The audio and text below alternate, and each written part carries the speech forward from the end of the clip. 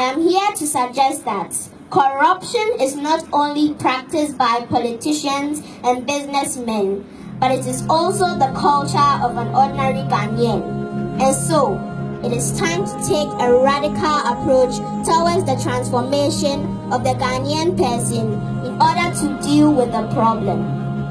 That is why I'm here, not only to express my concern for the future of our Ghana, but for my generation.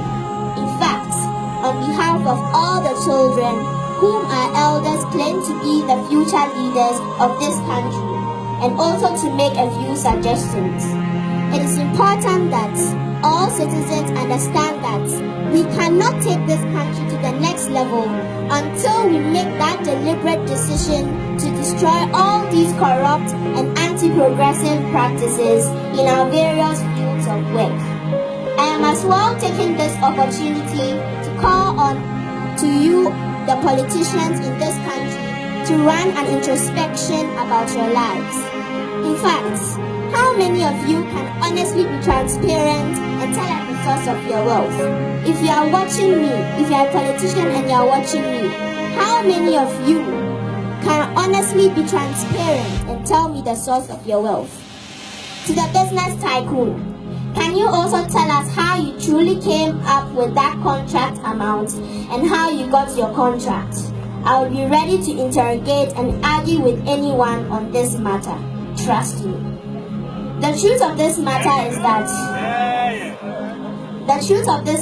is that responsibilities towards nation building are not usually fun. It's a sacrifice. And once you've all agreed to take up that responsibility to serve the country, then you must do as such. It is sad that most of you politicians do not understand that majority of the good things you came to meet in this country that you enjoy are all things obtained for us by the blood of some other people who understood selflessness, patriotism, and sacrificed their lives for the attainment of what we enjoy today. The smooth foundation of our Ghana was purchased by the blood of some other people who foresaw our coming and laid down their lives for what we enjoy today.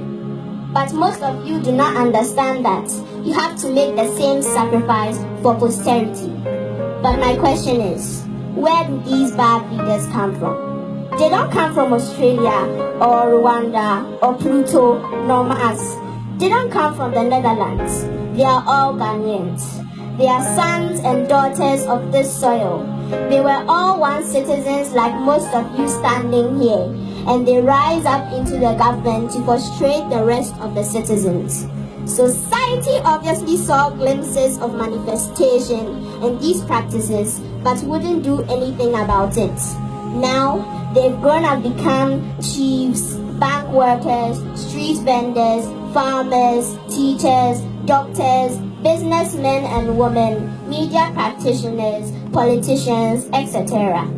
I also dare to say that every successful corruption practitioner started his or her grooming process from somewhere: the home, church, mosque, community groups, social groups, institution, mentors, etc.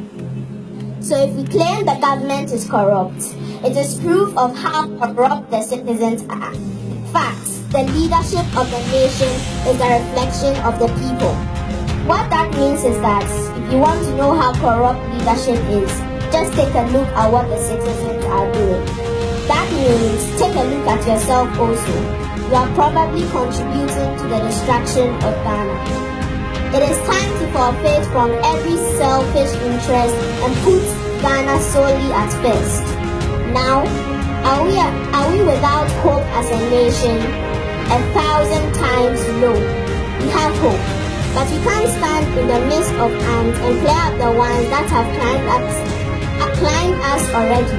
We need to step outside the ant colony, and then we can start dealing with the ones that have climbed onto us, and thereafter those around us.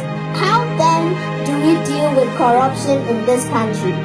For me, the surest way to destroy corruption is to start teaching selflessness and patriotism to the young generation, those my age and below. obviously the reason for the creation of the child president. This approach must first start from the home, then included in practical terms of curriculums of education, and finally through mentorship program. It is also important that we consider a change in our constitution, maybe nullifying all political manifestos. No more manifesto readings by politicians for now, but then get one national agenda set by some serious independent committee or children committee. A national agenda that any political party would follow and receive an assessment based on the targets that will be set for them by the National Agenda Committee. And by that, the citizens will determine by their vote every 4 years whether they should still stay in power or leave the scene based on how much they will be able to accomplish on the targets. Ghana is already blessed. The land has done its part. It is left for the citizens to play their part as well. The day we all make our hearts and become that selfless, patriotic citizen the nation needs, when we least expect it, we will see our Ghana becoming the paradise we all pray and look forward to. And God bless our home and Ghana.